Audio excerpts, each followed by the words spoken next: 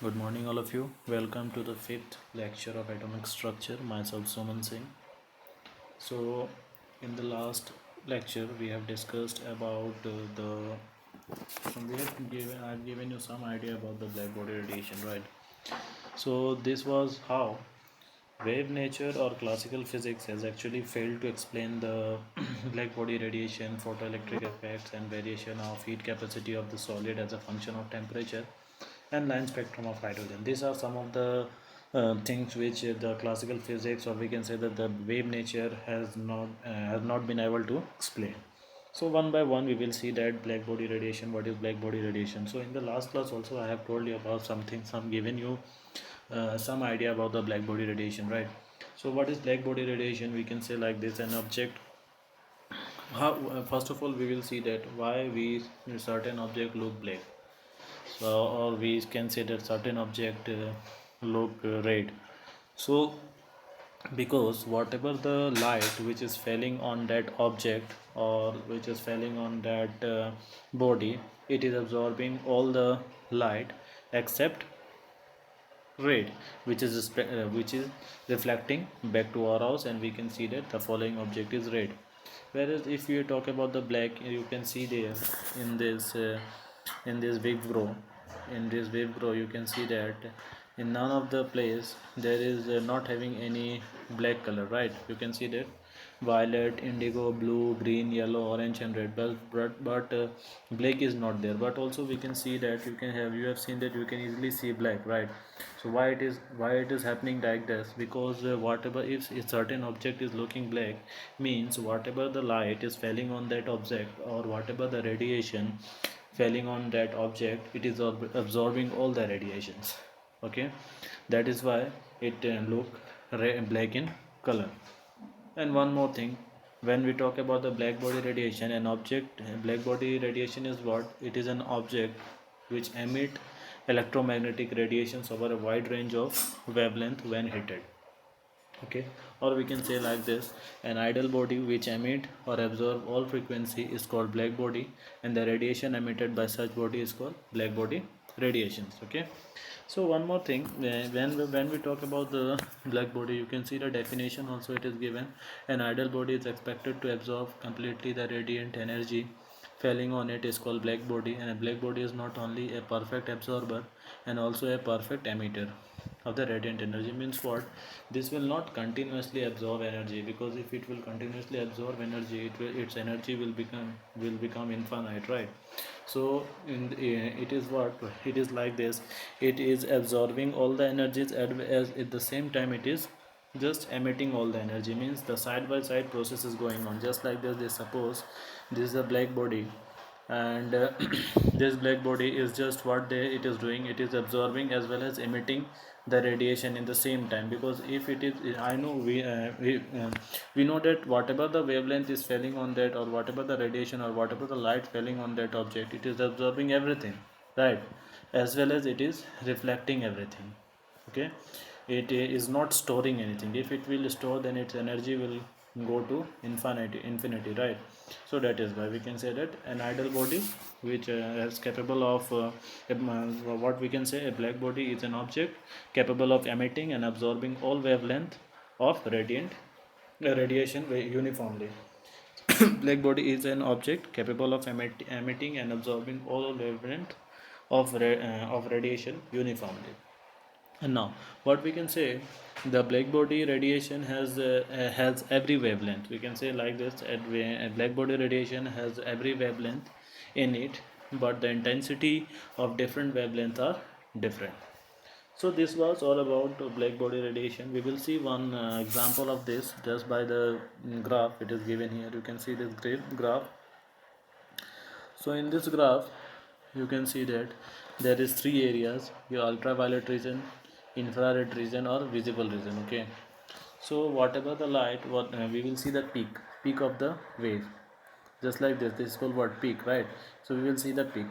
So if peak is in infrared region, then and the following light will produce maximum. You can say that maximum heat. Okay, and minimum light. Okay, it is in this region, infrared region.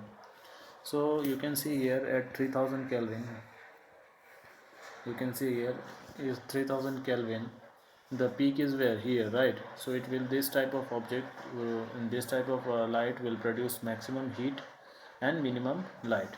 Again, when we talk about this 4000 Kelvin, you can see here its peak is there, here means it will be also be same, it will produce more heat and less light.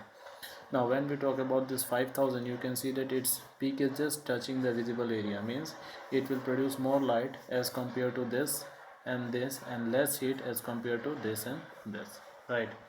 And if suppose it is its wavelength is just on a visible region, its peak is just falling on a visible region, means that it will produce more light and less heat.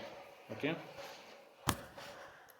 so you have seen the example, you can see the example in a bakery. You have seen that they are using that yellow bulb which we were using when the in the which we were using previously when CFL and LED were not there. So now also they were using this type of bulbs. Why they are using this type of bulb? Because this type of bulbs are producing more heat as than the light. So that is filled in a, you have seen that is filled, placed in a glass, that is placed in a glass, and here they used to place their patties and all. The why? Because their light, this type of light produce more heat, so this heat will keep this patties and all warm. That is why they used to use this light. So I hope you have got some idea about the black body radiations. Now after that, according to what wave nature of light, so wave nature of light, what they have told, why light is what, light is just like a wave. We have seen that light is just like a wave. Okay, so but Max Planck, what he told, that light is not a wave, it is a what, it is a small, it is what, it is a small packets, it is a small packets of energy, it is a small packets of energy. Okay, and which is coming continuously towards us, which is coming continuously towards us. That is why we see this light, we see this light as wave. Okay, but it is not a wave, it is just like a small packet of energy. And each packet of energy, he told that quantum, okay, each packet he called them as quantum of quantum.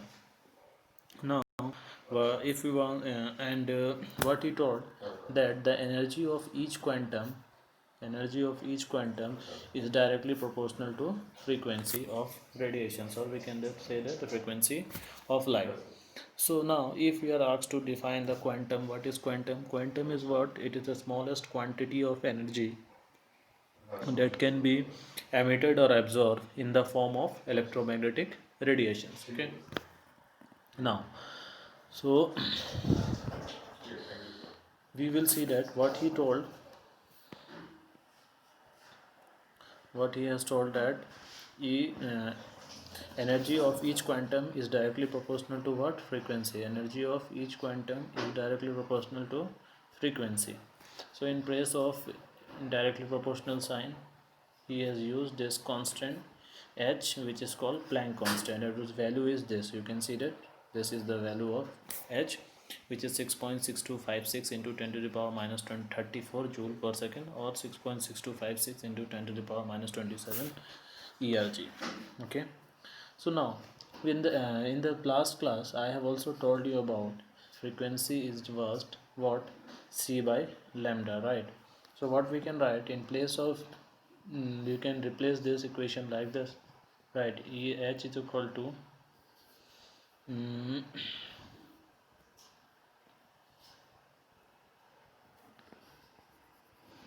H is equal to, what we can write, H is equal to c by lambda. Can we write like this? So these are the three formulas, two formula we are getting from this equation. And with this equation also you can change by you can interchange, and you can find out lambda also. You can find out H also, and we can find out C and E like this. Okay, so this was about the Planck quantum quantum theory. And one more thing what he has told, the total amount of energy emitted or absorbed by a body will be some whole number multiple of quantum. Whole number multiple means it will not like this, that means half or 1.5 like this, it will not be there. It will be just like this whole number. If E is equal to h nu, where n will be what, a 1 2 3, you less like 2 h nu 3 h nu like this. Okay, so this was all about Planck's quantum theory. Now before that, in some of the questions you will get you will get a unit called electron volt, right? One electron volt,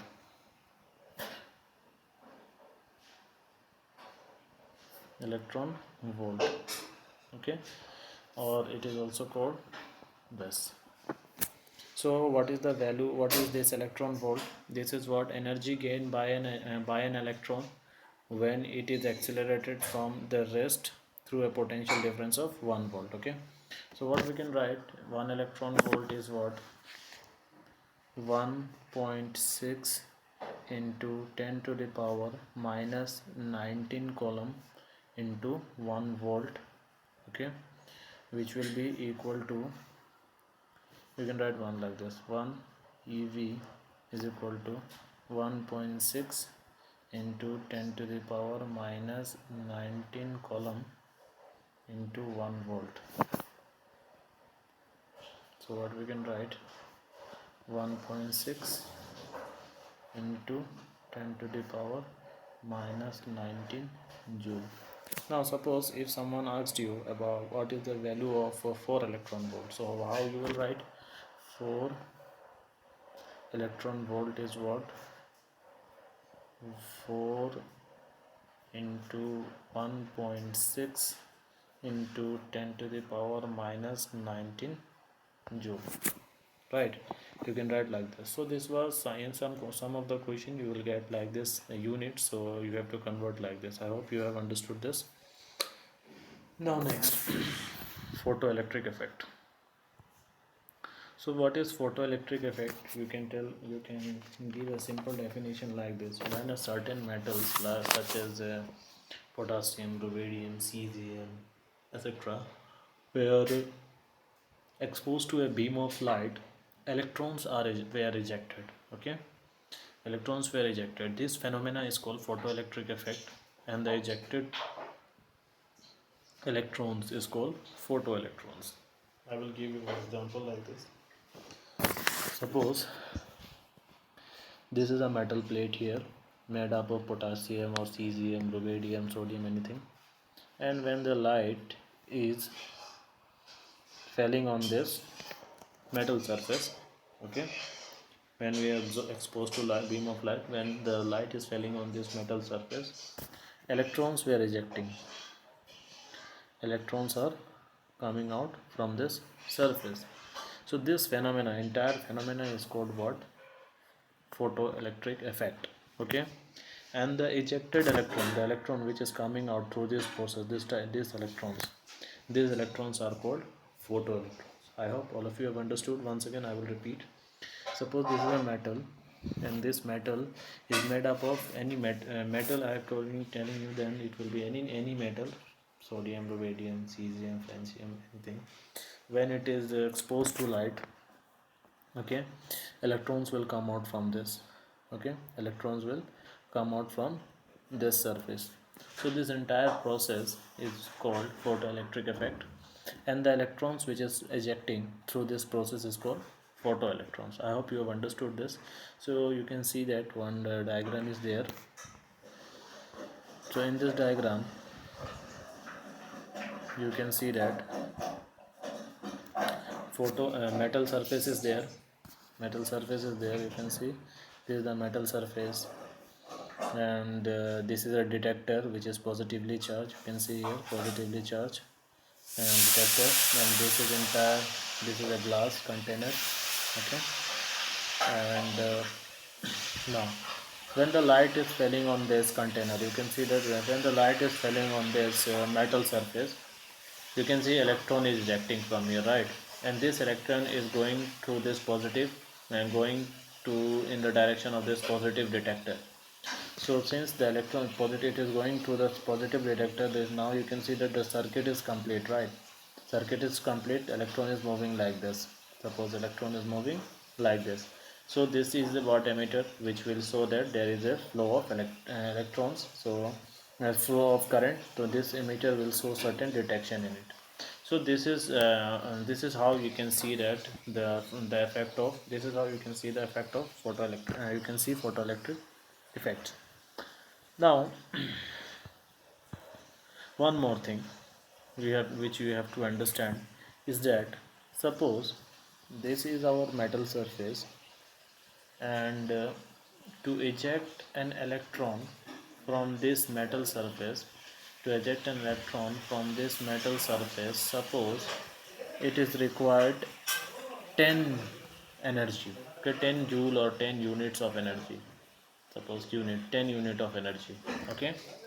So if any incident light is coming from here, okay, if any incident light is coming from here, so if the energy of this incident light is below 10, just like 9, 8, 7, 6, like this, means below 10, okay, then electrons will not eject from here. Are you getting this? If suppose the to eject an electron from this metal surface, we have to we have to we have to give 10 units of energy, okay. So since below 10, you will below 10, if the incident light which is coming from here, if this incident light has a energy of 9 unit or 8 unit like this, then it will not be able to eject an electron from here. When it will eject, when the light, incident light, has an energy of 10 or more than 10 unit, like 11, 12, 13, 14, 15, 16, any infinity. If it is 10 or more than 10, then only the electrons will come out from this surface. So this minimum energy which is required to eject an electron from the metal surface, this energy is called was threshold energy, or we can say this threshold frequency, or it is also called work function, okay. So you can see here its definition is given here. Metals, a certain minimum frequency, metal certain minimum frequency is needed to eject the electrons. This is called threshold frequency. Mu naught, it is denoted by mu naught, okay, which differ from the metal to metal. And one more thing, if sodium metal has a certain amount of threshold energy, then potassium metal will have some different threshold energy. In the same way, lithium will have different threshold energy, iron will have different threshold energy, means the energy of threshold energy will vary from metal to metal. So I hope you have understood about the threshold energy. Once again, let me repeat. If certain what is this threshold frequency, means what, it is a minimum frequency which is needed to eject an electron from any metal surface, okay. So now we will take one example and we will try to do one equation on this, okay. So suppose this is a, I will give you one example. Suppose this is a metal surface here, okay. This is a metal surface here, and in this metal surface, if certain light is falling on this metal surface, okay, metal surface, certain light is falling on this metal surface, right.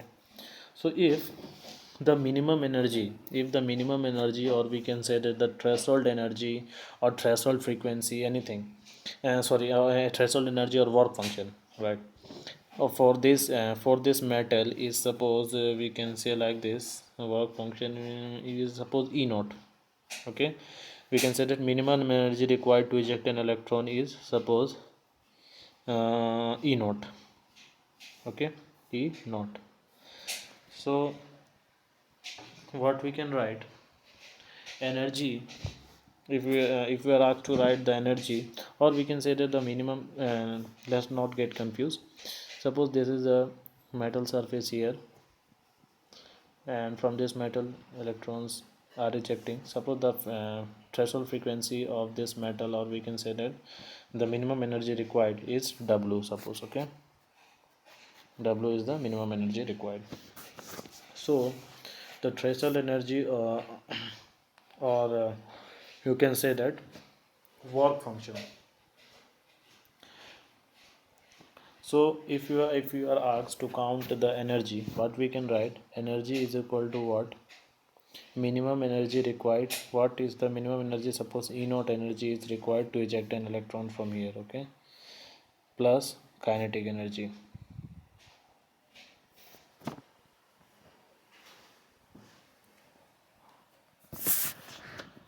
uh, I will tell you here, you can see that.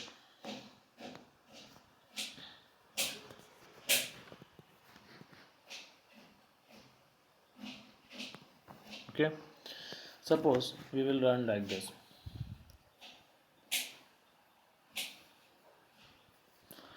Suppose this is, I hope you are getting confused, right? So I will tell you in detail. Okay, let's not get confused about that. Suppose this is a metal here. Okay, and to eject an electron from this metal, which is called threshold energy or work function, is suppose psi, this one. Okay, this sign, right? So if we have to ask to count the total energy, we will write like this: energy is equal to work function, okay, plus kinetic energy. Okay, so this energy is what, as we have learned previously, h mu. Okay, plus this one for work function, what we can write, h what, mu naught plus half m v square in place of kinetic energy. I hope you know the value of kinetic energy. So from here we can easily calculate the kinetic energy of the electrons. Suppose we will take one example here. Suppose there is energy of the incident ray. Suppose this is the formula, right? I will write it here. This is the formula: h mu is equal to h mu naught plus kinetic energy, right? So if certain light, incident light is there, whose frequency is, or we can say that the energy is 12. Okay, and to eject an electron from that metal, suppose 10 energy is required, then kinetic energy of the ejected electron will be how much? 2. 10, 12 minus 10 will be 2. Okay, if suppose 15, then it will be what, if suppose the kinetic if the work function, or we can say the threshold energy of the metal is 10, then ejected electron kinetic energy will be what, 5. I hope you are understanding this. Okay, so you can see here, if suppose we are taking a 20, then the kinetic threshold frequency or threshold energy is what, 10, then how much energy of the ejected electron, the kinetic energy of the ejected electron will be 10, right? So from this table you can see that number as we increase the frequency of the incident ray, kinetic energy is also increasing. You can see that as we are increasing the frequency or energy of the incident ray, kinetic energy is also increasing, right? Now next is, if we are increasing the number of incident ray, okay, if we are increasing the number of incident ray, number of photoelectrons will also increase. Okay, so I hope all of you have understood this. So this equation, always keep in mind about this equation: h mu is equal to h mu naught plus kinetic energy. Okay, so as you can see that here in this PDF, it is also like the same. It is written, you can say that the minimum energy of the photon required to eject an electron from a metal is called work function. It is denoted by this sign, okay, of the metal, and the remaining energy will be what, h mu minus this of the photon is called what, threshold frequency. Okay, and this threshold frequency and the mu, and the frequency of the incident ray, and the work function will be like this. Okay, so you can see this equation and this equation is almost same. The matter is what they have taken, what in place of what we have written, h mu is equal to h mu naught plus kinetic energy, right? I have written like this. So in place of this, what they have done, in place of this they have written this psi, and in place of this kinetic energy, they have written ek, and in place of this h mu they have written e. So what they have written, kinetic energy ek, e and k is what they have written, this minus this minus this, so it is same, right? You can now match from the equation, you can match from this PDF notes here, right? I hope all of you have understood this. So what they have done, they have simply changed the letter. In place of h mu they have used e here, and h mu naught they have used this sign, and in place of kinetic energy they have used this sign. Okay, so now from this you can easily identify cross multiplication, means the side changing, the maths. In maths you have learned this one. So in this one I have kept here only, and this one I have transferred here. So when it will go here, it will become minus, right? So this is what you can say here. This is also, they have done the same thing here also, you can see. Okay, now again, if we have got E, this minus energy minus epsilon naught. So what is the energy here, h mu, and this is what, h mu naught, same. Okay, so what, one more thing, what we can write, h is equal to mu minus mu naught. Okay, so from this so many equation you can make. So this was your all about the photoelectric effect. Now from what we can conclude from for the here, that ejection of electron is what, instantaneous. Okay, and the number of photoelectrons is proportional to the intensity or the brightness of the light. And one more thing, for each metal there is a characteristic minimum frequency, that is mu naught, below which photoelectric effect is not absorbed. Okay, so this was all about your photoelectric effect. Now in the next class we will learn about something about the dual nature of electromagnetic radiation. Till that, keep up to this. Thank you.